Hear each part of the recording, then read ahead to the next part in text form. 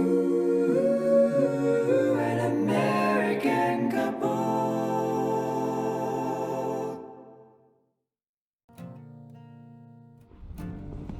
Okay, a big question that people have asked us is, where's our dream vacation?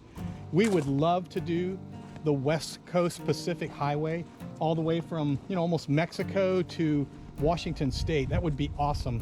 But I think one of these days, I think we're going to actually make it out to the West Coast. People ask us all the time, so how often do you do laundry on the road? Usually between every 3 or 4 days. It kind of depends on the campsite. I try to find a campsite, or a campground I should say, that has a laundromat every 3 to 4 days so that we can get our clothes refreshed. Typically it's not enough, but generally it's okay. We try. And if you watch our videos quite often, you'll notice that maybe sometimes I'll be wearing the same shirt for a couple days. That's more just because I'm lazy, not because I don't have clean clothes. Okay, one of my favorite questions is people always ask, what's our best place we've ever been to? And I definitely have a favorite place. I have loved, as far as sightseeing goes, Providence Canyon has just been absolutely beautiful. Now that's different than my favorite campground, but what was your favorite place you've been to? I don't know, favorite place I've been to? My favorite place would definitely be Beavers Bend, Oklahoma. Okay. Yes, I really love that area. It's very pretty. It was just enough in the mountains and it was a really pretty area. But you're right, our favorite campground would be different. Yes, because I also love beaches, and those are always a favorite for me. What is our favorite campground that we've been to? And I think we're probably going to differ on this one. My favorite campground was Cozy Hills. I loved Cozy Hills campground. Cozy Hills in Connecticut, yep. Yes, and honestly, the breakfast there is amazing. Yeah, they did have a little restaurant there in the morning that served breakfast and pancakes, and I think we spent $32 on breakfast, which is the most we've probably ever spent on breakfast in our life. So Cozy Hills also had a stream that ran through it, which was yeah, cool. we had a stream that went right through our campsite. It was super nice too. But Topsail in North Florida, that was really super nice. I like Bahia Honda as well. Bahia Honda's a nice campground. A little expensive, but it was pretty nice. What was the worst thing that's ever happened to us camping? Oh my. Camping or just on the road? On the road. Let's say it started on the road. Wow, on the road. We've had so many. Do you remember the I don't want to call him crazy because he may see this video. The Russian biker guy with the big knife on his hip? Oh, I remember that underneath. That was actually a cool experience. Yeah, we were started out a little nervous, but it was really, really cool. Yeah, we were traveling southbound in a pouring rainstorm and we had the top down and we were looking for a place to slide off the road, so we went under an overpass. And we were sitting there for a couple minutes, and then all of a sudden in my rearview mirror, I saw a headlight of a motorcycle, and I looked over my shoulder and there's this guy on a bike, and we decided, oh, well, we're gonna get out because the wind was blowing. We're gonna head up under the overpass, and this guy gets off his bike and he comes up there with us, never says anything. He's all dressed in black, he's got a big beard, and he's got a big sheath knife on his leg. Like huge. Like huge. So he is a Russian traveler traveling all North America and South America on a motorcycle. And so it actually was a cool experience because we got to talk to him, and it was cool to hear his perspective of things he had seen on the road. That was pretty cool. Of course, weird, if you really want to go weird, you've got to talk about the Everglades. That was strange. Yes, Flamingo Campground. We went down there and they have a thing down there. If you ever go down there, they have a thing called predatory vultures. Yeah, but when you drive into the campground, there's a sign, and the sign says, beware of the vultures. Okay, we're from Florida. We're thinking, why do you need to be aware of a vulture? We see them all the time. So the vultures down there have a great appetite for like plastic and leather.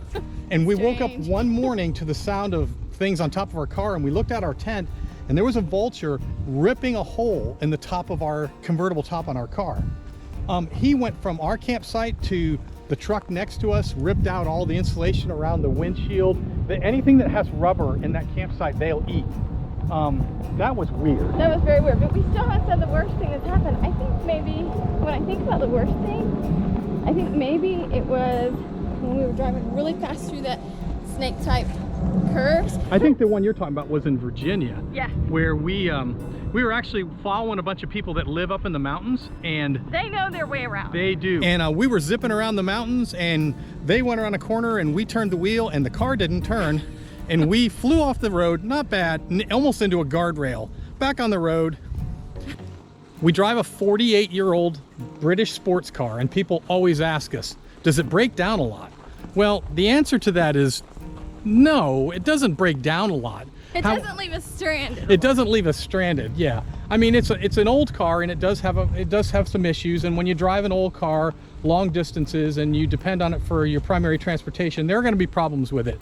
But I will say, all the times that we've ever had problems on the road, if there's been an O'Reilly's nearby, we can usually order a part in the next state and we can pretty much fix anything we need to with the small amount of hand tools we have. So that's because he's good at fixing things. I don't get it at all, but I'm the one who can call O'Reilly's and order something, but he can fix it. That's very true. So has it broken down? Yes. Has it left us stranded? No, not at all. People ask us sometimes, have you ever been stopped by the police? Have we ever got stopped by the police? Yes. The reality is... But it was funny.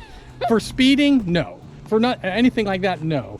No, we a couple years ago we were doing a Christmas parade and we were towing our little tiny trailer behind us and we had it all decorated like a big Santa Claus sleigh.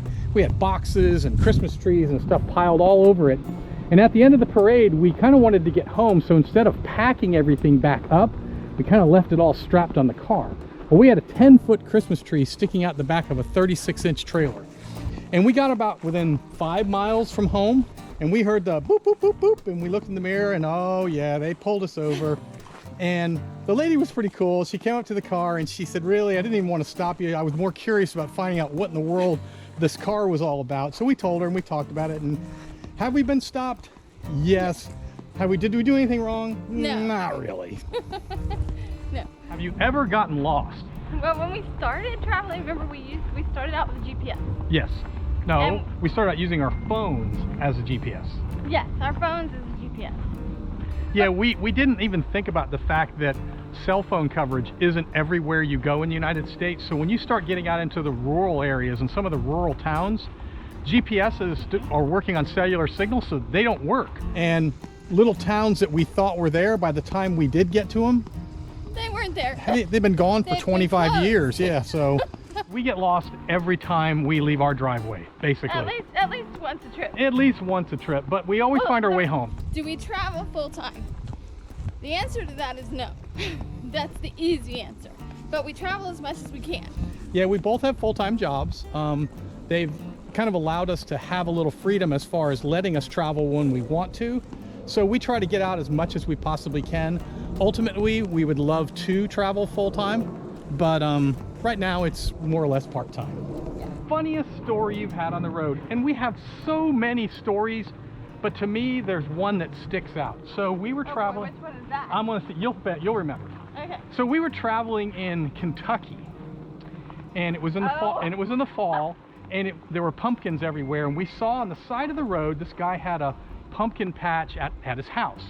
So it was an old farmhouse. So we pulled in, and they were kind of like looking at our car, and it was the two old gentlemen sitting on a porch on two rocking chairs, just sitting there. And we asked them.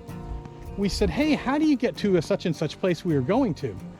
And the answer was very similar to this. Harna, harna, harna, har, harna, harna, harna, har. And No, they were actually really telling us their directions. They were serious. they were talking in I swear, a Kentucky different kind of language I dialect. couldn't understand. And then the two of them started arguing about the directions they were giving us. And after about 4 or 5 minutes, I think they completely forgot that we were even there. And they were arguing amongst themselves. We just got in the car and left. So It was actually quite funny.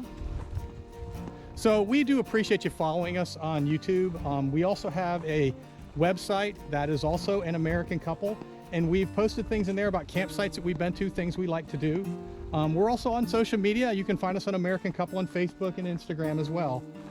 Please click subscribe and hit the notification bell if you want to get notified when we put out new videos. Now that COVID is lifting off of the world, Yay! we're going to be out a little bit more, so we'll be posting a few more videos. So we'd appreciate y'all following us, and we will catch up with y'all next time. Typical Glenn and Jane adventure. We're walking down this great path, and now we run into a mud pile. Maybe this will be a funny story from another video. Oh my word.